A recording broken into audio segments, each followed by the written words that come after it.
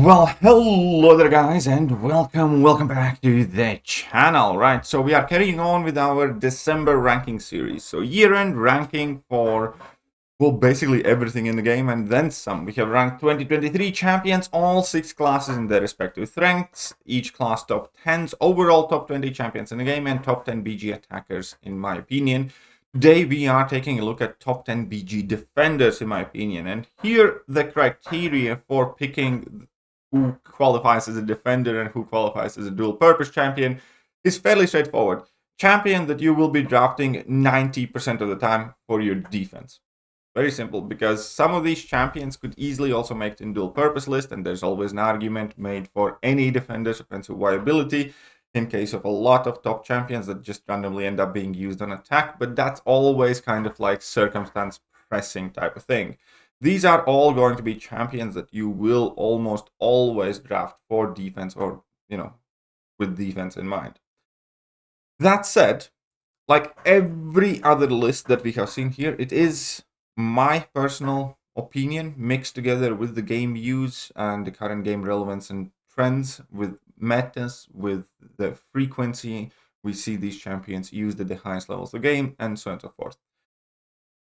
And, we will have different experiences. We do rank up different champions. We do, rely on different champions. We rely on different attackers. Therefore, different defenders might, come across as more potent to you than they do to me, and vice versa.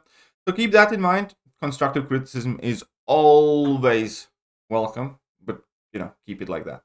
Constructive. Don't be that guy.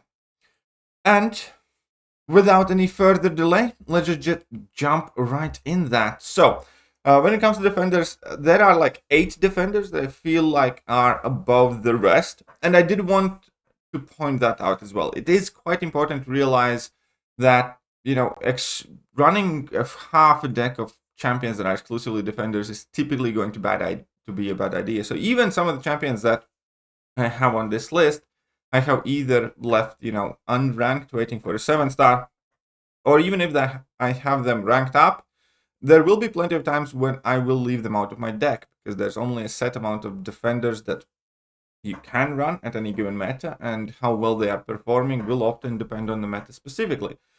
So, I'm not going to tell you where Rinter lands, but, just as an example, Rinter currently is not in my Battlegrounds deck just because of how dominant are Science champions with the Science nodes that currently are active, even though I still think Rinter is definitely in the top 10 overall defenders in Battlegrounds.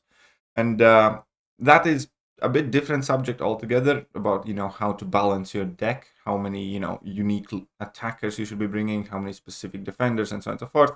It obviously varies from meta to meta, but there are some kind of like specific guidelines that I personally try to follow in order to make sure that I don't get stuck with like 7 defenders or 6 defenders and like 1 attacker often, or when you are looking for some offensive options, only defenders pop up, or vice versa. That said, there are obviously some champions that did not make the top 10 quite, and one of the champions that I did want to talk about is Onslaught, because I typically do not like to rank any of the champions within the first month of their release. That's one. And the second thing is, I'm not entirely sure whether Onslaught will be primarily a defender or a dual purpose champion, because Onslaught definitely has a very solid list of offensive matchups as well. I have used him offensively even in this meta, which isn't necessarily ideal for him because there's a lot of power gain involved whilst he's throwing special attacks because they last forever, but he can still kind of work. My point is, I do think Onslaught will be more of a dual purpose champion because there are already quite a few champions that do nuke him completely out of the face of the earth, and people have found counters to him. But again, that's not to say he's not going to be a valuable champ. It's just that, number 1, he's very new, and number 2, I have a suspicion he's probably going to be a dual purpose champion going forward. That said, some other champions that did not quite make the list is Thing. Thing, I think, has kind of peaked with the shine of some champions that just randomly happen to completely bypass Thing's protection these days. He definitely inevitably has lost his value. Now, in some metas, he can still work just fine, but it is always going to be extremely draft dependent, because against Thing, we have Kate Bishop, that's extremely effective now and super popular. We have like Future Ant-Man, that's also very, very good against Thing. And we're getting more and more champions that just, what's the best way to describe it? to me, it feels like the thing is randomly catching strays. That's how it genuinely feels like. When Kabam is designing, let's say, Spider Hammer Scorpion, I can guarantee you they do not have Thing matchup in mind. It just so happens that they also nuke Thing. And there are more and more champions like that in the game, and getting getting good results out of Thing on defense has become increasingly more and more difficult, and he has become increasingly less and less intimidating. So obviously you can still win fights with him on defense, it's just not as easy thing to do anymore. And a similar story actually has happened to Atuma. When Atuma came out, initially nobody cared, and then he got buffed, and then everybody cared, and then everybody ranked him up, and then it turned out they can still kind of nuke him in most of the metas. And he was supercharged in defense in like a couple of specific metas, and then in most he has been kind of subpar. And that's kind of the thing with Atuma, is because obviously there are very few champions that can completely escape the damage back that he does, but there are a ton of champions that can get through him incredibly quickly, incredibly fast, and people are kind of catching out how to deal with him. Obviously, the rise of Shuri has not helped the case, and he just does not seem to be in the top 10 at the moment. You will again inevitably win rounds with Atuma. It's just, again, you need to be able to catch your opponent with the pants down more so than previously. You just drafted Atuma by default, dropped him on defense, and dared your opponent to do better than you do. And a few more champions that have definitely, I hope temporarily, lost much of their defensive relevance are all coming from the Mystic class. We have Man-Thing, who used to be one of the best Battlegrounds defender for a while and for specific metas, and at this point we kind of hardly see him. And that again seemed like every new Science champion was tailor-made to absolutely run through Man-Thing, and we just see less and less of him. Again, he can be a problem, he can be troublesome. There are just more and more counters that run through him like he's a squishy guy, which he isn't, but it's the metas, it's the strength of Science class that has kind of pushed back on him. And similar story here has happened with Mephisto. Mephisto always had like the inherent problem of Torch existing, and if you did want to kind of rely on Mephisto on defense, you had to pray to the god opponent doesn't draft Torch, or you had to ban the Torch. And now it's just impossible to protect him in most metas as well, because Science class is just so powerful that it seems like whenever you draft Mephisto, it's a liability much more than anything else. And yeah, as an end result, we do see significantly less of him. There's no question about that. And the last champion that I did want to mention, which kind of annoyed me to be honest, has been Mangog. Again, just because of how dominant the Science class has been. Mangog, out of all of the chunky Mystic boys, has proved himself to be the least threatening one, in my opinion. Again, there will be some metas that do supercharge him, but for most part, even if he is a bigger threat on defense, Science class still just slaps him. And he will probably shine again at some point, hopefully. I do have him at rank 2 myself, but I would be lying if I told you that I have gotten my money's worth back from ranking up Mangog. But here we are. So those are the most notable champions that did not make the top 10 defenders list. Let's move on to the champions that did, and number 10 is Kindred. And Kindred initially seemed like he would be higher. His defensive hype was up there, and for 2 days his defensive performance was up here. And then in like second week after him being released, people kind of learned to fight him, learned to punish his level 1, learned to work around his root mechanic. And then it turns out, he's not that chunky, he's not that hard to deal with. And he's genuinely not that intimidating anymore. He does hold more defensive value in the middle to lower tiers, I believe, because of general skill level and adaptability of the players might not necessarily be as high. But at the top tiers, most of the time he's gonna get nuked with a random champion, and people will be taking him down with, random champions. With like, I don't know, Juggernauts. I have seen him getting nuked with Adam Warlock and Hercules and a whole bunch of others. The thing with Kindred, the main reason why I still kind of barely gave him the spot number 10 is that there is that 3 seconds in the fight when he's awakened when everything can go wrong. And it really, really can. Like a perfect example I even had earlier today as well. When I did the fight with Werewolf by Night, the fight went perfect. I was like 95% health. And Kindred was throwing his level 2. And I'm like, cool, I'm just going to chill here. I'm going to try to get to my Howlin. And I'm outranging his level 2. And I got rooted in the middle of his level 2. That caught me by surprise. Then he connected the last bit of his level 2. And I immediately got 5 degens and I lost 70% of my health. And that's kind of the story of Kindred. He will either go down relatively fast, or he's gonna get you. And there is that 3 to 5 second window when he's, finishing up the fight where things can go wrong. Obviously, you can make a mistake. You can eat level 1, or you can, get tagged by something, or you can get caught by his stun immunity, or something else might happen in the fight, but typically it really doesn't.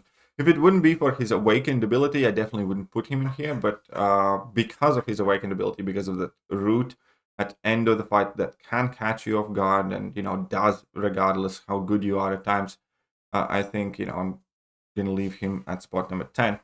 And spot number 9 is also going to be quite surprising, which is why I said that I think there are 8 defenders in the game that are currently above the rest. And, spots number 9 and 10 can be debated as well as spots number 12, 13, whatever. And again, keep in mind, these are champions that you will almost always draft for defense. Sometimes you'll end up using them on attack.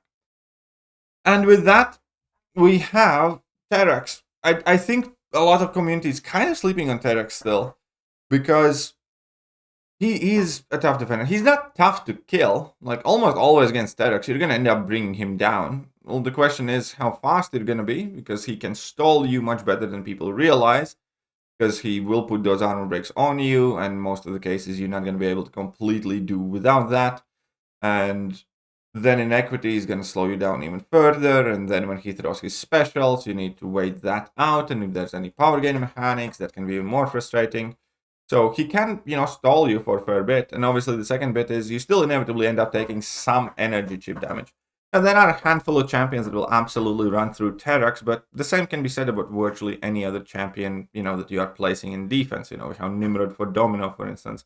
It doesn't mean Domino is a bad defender. So we have Abs for Terax. It doesn't mean Terax is a bad defender. But yeah, the thing with Terax, in most cases, people end up taking some chip damage. Their healing abilities are compromised because of Despair Mastery. Their attack finishing speed is compromised because of Inequity. And then there is some amount of energy damage that you take. So yeah, I do think Terax belongs here, more so than the champions that I just talked about. Because in my personal experience as well, I have managed to get ruined or lost my rounds more often against Terax than I'd say the other champions that I have mentioned in this list, especially recently in like last 3 or 4 months. Him being a 7-star available, obviously, has been a big help for him as well, which is something that I'm waiting for. I do want to dupe my Terax before I rank him up, because I really do think he is still kind of being slept on and underestimated defensively. All right, let's move on. Spot number 8 goes to Rintra, and it's kind of a shame because Rintra is again losing his ground. Rintra would have been like top 3 or 4 defender like 6 months ago, but him not being out as a 7-star, unlike some of the other chunky mystics, him suffering from the same thing most of the mystics are suffering currently, and that is the absolute OP-ness of science class. And I said OP-ness, not OP-ness. Absolute massive giant throbbing power levels of the science class, and Rintra is unfortunately getting the thick end of it, the business end, where he is genuinely getting taken advantage of by all of these science champions, and there's not much that we can do about it at the moment. We can ascend Rintra, but that's a temporary fix, and he's still getting run through. He obviously, again, like many of the other champions in this list, he does have some offensive capabilities. But you will primarily almost always draft him for defense, and he just hasn't been as great in defense as he would have been previously.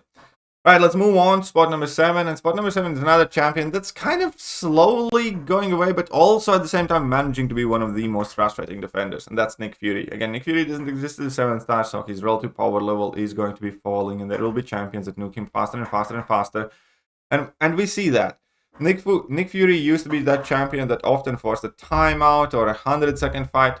And now, in most cases, people are getting Nick Fury down in like 60 seconds, stuff like that, just because of the rank levels of the nuke champions that we have. Like, if you have a big Juggernaut or a big Sunspot or something that get their hands on a poor old 6-star Nick Fury, you can get through that both of those lives in like 50 seconds, if not faster. I have had like 40-some second Juggernaut Nick Fury fights. That means he's not necessarily capable of holding down defense attackers as long as he once was. At the same time, though, he's still a frustrating fight. He's one of those fights where you do need to go fast. You do need a nuke champion.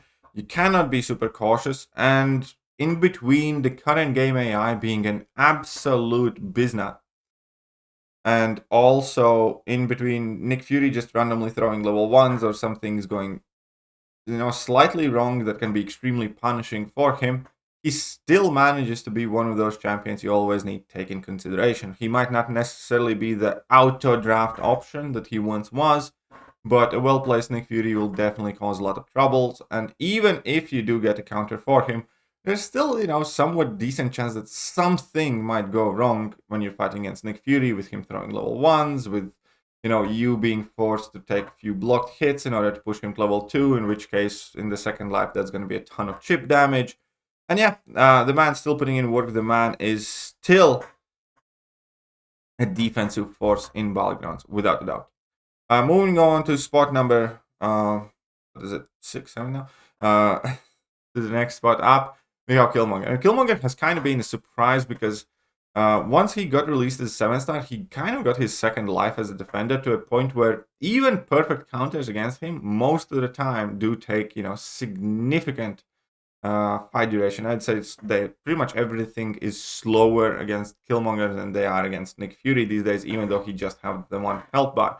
And that is to do with the fact that obviously you do need to wait out the reverb, you do need to sacrifice some of your damage to the indestructible charges. If he gets through his level 2s, his power gain is giving him more power, and then he also has the physical resistance, the crit resistance, that's just making him chunkier. His health pool also is relatively good and up there. And yeah, for most part, I must absolutely say that Killmonger has been one of the defensive MVPs, pretty much regardless of what meta people are using him, and he's a problem. He's genuinely a problem. There are some creative solutions to him, but with the fight duration, with 7 stars having extra block penetration, everything else, those are not quick and easy fights. And yeah, Killmonger is definitely slowing people down and winning matches left, right, and center. Next up, we have Domino. And Domino is currently in spot number 5. You could argue that Domino maybe deserves a spot higher, but realistically, most of the tech champions that have been released or buffed recently just run through her, right? If you take a look at the champions in tech class that have been released in the last couple of years, pretty much all of them or most of them will be, smashing. Blue Vision does that now, Shuri does that now, Shocker does that now, Omega Sentinel does that now, Lady Deathstrike does that now. And these three, well, okay, Future Ant-Man doesn't really. He does okay, but not that great. And we don't really care about these. And yeah, in between the buff tech champions and in between Nimrod and a handful of others, obviously Domino has seen better days on defense. The problem with Domino is if you don't have a counter, you're kind of screwed and it is going to be an awful fight. Another problem with Domino is the fight can always go wrong because any abilities pretty much can fail against her. Her weight can catch you. She can just randomly stun lock you and, one combo you. And there are going to be a lot of problems with Domino, even if you bring in a decent counter in most metas. The thing that makes her retain her value regardless of how many tech counters Kabam releases is the fact that those tech counters are relatively diverse and they often don't work in the metas presented. And even the ones that do can be very tricky fight. Like a perfect example here again is the current meta or the previous meta where because of the extra power gain, you do have something like Mysterio that, doesn't take crit fail damage, is a very solid Domino counter in general. But because of the increased power gain, she goes lucky for fair amount more often, which means their weight is ever bigger threat than it normally would be. And she can also get level 3, and the fights can still go very, very wrong very quickly with her. And that's the power of Domino. So ultimately, it is undeniable that she's not as scary of a defender than she once was, just purely due to the increased amount of counters for her. At the same time, I don't think we will see a time where she's irrelevant defender for Battlegrounds just because of how much BS things can happen in a fight against a random set Domino. And just like I said before, all of those new counters, they will never work in every meta, and there's a limited amount of specific Domino counters that you can kind of dedicate for in your deck. And most of the other classes don't really do that well against Domino, so that's super important too. Spot number 4 at the moment is a champion that just realistically passed 1 month mark in the contest, which is basically the first time I'm ever ranking him, and currently I'm giving it to Maestro. It is going to be interesting to see whether he will retain it or not. We already have discovered, several ways how to counter Maestro, like be that Tiger and Nukes, America Chavez does great, staggered champions in general, Sasquatch has turned out to be a very, very solid counter for the guy, and ultimately the key thing against him is you need champions that do a ton of damage on special attacks and don't really rely on, based hits to do something specific, because they will get glanced, they will have no ability accuracy. But yeah, we already do have some counters. However, many of those fights can still go sideways. For instance, if you use Tiger, if the AI isn't cooperating with you, the fight just absolutely snowballs and it still goes horrible for you. I have had 38-second, nukes of Maestro, and then I have had fights where I time out against Maestro if the AI didn't cooperate at the beginning of the fight. So it can have very, very varied results based on who you're using. Additionally, Maestro still does have his immunities, so he will inevitably be stopping plenty of the random champions on defense if they are relying on any of those dot effects. He has very high health pool, and yeah, his abilities still can catch you in between his tankiness, in between the not unavoidable, but the bursts of damage that you take if you do not dex his level 1 properly. I do think he will be someone that we see around in the game for a while. I don't think he's going to be the defender that, like Domino, can randomly KO you at any given moment. I do think he will be the defender that often stalls you out and does cheap damage enough for you to lose a match. We'll see, however. Might be that we get more accustomed to him, might be that we get less accustomed to him over time, but hopefully he performs. Let's move on to spot number 3 and the top 3 defenders in the game, in my opinion. Number 3 is Korg. Korg's just old but gold. He hasn't gone out of the style. Korg is putting in work in every single meta. If you do have big Korg, he's making your deck every time. That's just end of it. If you do have ranked up your Korg, every single meta under every single conditions, you will be putting in Korg in your deck as a defender. You don't expect anything else from him. He has the bleed immunity, so he can't be Archangel. He has the debuff shrug, so a ton of champions, will struggle against him, especially with how potent the science class is. He has all of this damage back, which does force opponents into trying light intercept, which forces them into making mistakes. Even for lower and medium tiers, the level 1 can be tricky to evade. And yeah, Korg's just one of those guys that's not unbeatable by any means, but will most of the time make you waste time because he, again, is quite healthy, has damage reduction mechanics, has debuff shrug off mechanics, has his immunities, and so on and so forth, and he just does enough to slow you down or to do some damage to you in most cases. Obviously, again, there is a bishop, there is Juggernaut that nuke him down, but my man's just there, and you're not getting rid of him. You're not getting away from Korg. I don't think you are. And I don't expect it to. I think Korg is like one of the safest investments in this game in your rank of materials, to be honest. Okay, let's move on. Spot number 2, Sasquatch. Now, Sasquatch has not been performing quite as well. Again, because of how stacked and boosted the science class is. Because of the last couple of metas, Science class has been dominating, realistically, and Mystic class have been on the back foot because Kabam's been boosting the Science class. And even in like a generic meta, I think Mystics, have things to worry now because of how strong Science class is. At the same time, if there is one Mystic that you are running in your deck, probably typically is Sasquatch if you have him ranked. Like you might have ranked up Rintra, you might have ranked up, Man-Thing, you might have ranked up Mangog and some other chunky Mystics. And if there's going to be one Mystic that you're going to be putting in your deck, that will be Sasquatch. Now, there are quite a few reasons for it. The fact that he does have the biggest health pool, the fact that he does have access to regeneration, the fact that he cannot have his regen reversed, so that kind of disables some options against him. The fact that he can, further mitigate damage with his Wrath of Rage charges. The fact that he can, waste a lot of time by spamming his specials, for instance. And he's just a chunky, hairy, massive defensive force.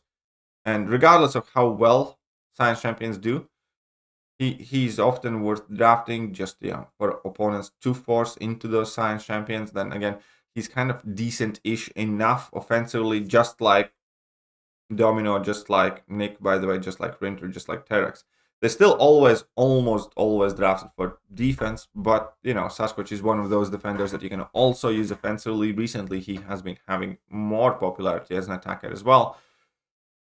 But yeah, I think overall the second best defender currently in the game. There's a very good reason why we see so many rank 2 and rank 3 Sasquatches. Because he puts in work and everybody knows it. He can stall champions, he can delay them, and then obviously you can also use him offensively. And the best defender in the game. And the best defender in the game I almost didn't include in this list, but I just explained the criteria for this list. These are the champions that you will draft for defense 9 out of 10 times. Because Photon, at the moment, is one of the best champions in the game, period. And she could easily be called a dual-purpose champion as well. And in fact, I probably will add her to my dual-purpose champion list, because she is also very, very capable offensively as a Science champion, with access to a ton of debuffs, plenty of damage, access to Petrify every time you inflict the debuff, access to Taunt, energy resistance. She's not the greatest Science attacker by any means, but she's solid. Like, you can do Rintras, you can do Sasquatches with her, and a ton of other fights. The thing about her, however, is out of all of this list, she probably has the most capable offensive abilities, but she's also by far the scariest, the most banned, and the most lost to defender in the game. Even in top tier, she's absolutely horrifying. Obviously, the players are slowly but surely learning how to deal with her, but even if you do know how to do that, there are several kind of inherent problems when fighting Photon, right? Because number one, the fight can go wrong very, very quickly, very, very easily, and that's a fact, even if you have a good counter. Number two, she switches off your willpower, and any chip damage that you do take against her is pretty much permanent. And a lot of champions are affected by that, and obviously the Battlegrounds scores are affected by that. And lastly, she does require you to have very specific counters. And unlike Domino, that I discussed, there aren't many of them in the game. And in between the not many counters in the game, even less of them will be working at any given current meta. Which makes her an absolute nightmare, which, is a very good reason why she's banned so often. Which is a very good reason why everybody's trying to chase her, which is a very good reason why there was a significant portion of MCOC community who actually hoped that she would get nerfed. This is, again, the first time since the balance program started when there were people actively campaigning, hoping, and begging Kabam to nerf a character. That is something kind of unheard of. And why are they begging Kabam to nerf the character? Because they are getting their butts whooped by Photon. Simple as. Because they are getting their little tushies absolutely smacked by the big bad Photon. And so am I. Like, don't get me wrong. I am slowly but surely getting better at fighting Photon, and I do have Photon myself as well. But I have lost so many fights against Photon. For quite a long while, I looked at opponent having Photon as almost a guaranteed round loss. And many of my matches have been, My opponent places Photon, I'm going to lose round number 1. I place Photon, they are going to lose round number 2. And then we're going to fight it out in round number 3 in Battlegrounds. That's how scary she can be. Again, just like with any champion in the game, number 1, we will eventually get better at fighting her. No question about it. Number 2, there will be more counters for her released or some champions buffed that will end up working great against her and so on and so forth. And a mixture of that will likely be that, her defensive value will go down over time like it does for most of the champions in the game. But even then, I think there would be a good argument that she could remain as a top defender. She really, really could, because the same thing has happened with every other champion on this list. And that's why Photon is kind of like an entire tier scarier. That's just the way it is. Photon at the moment is by far the most insufferable, mean, quote-unquote, unfair, bullshit, absolutely rigged, don't want to play, want to go and complain to Kabam type of defender in the game. Not putting her in top 1 position just because she also would fit a dual-purpose champion list kind of didn't seem right. So I'll add her there too, but just so we're talking. Photon is currently the best Battlegrounds defender, in my personal opinion, without a doubt. And that's it.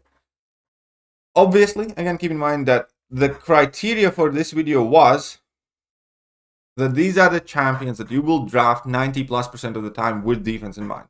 There are a lot of other champions that have plenty of defensive capability, like Hulkling, like Future Ant-Man, potentially Hercules is actually a very good defender, and so on and so forth.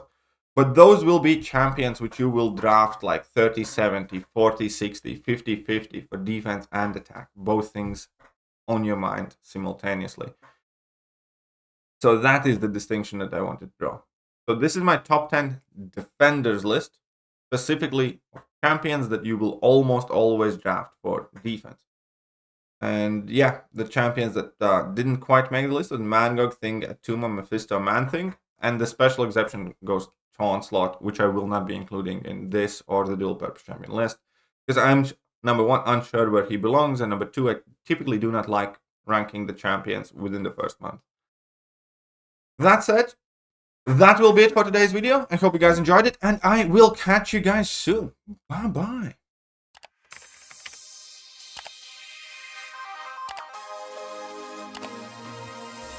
Hello there guys, and welcome back to the channel. So we have all the information about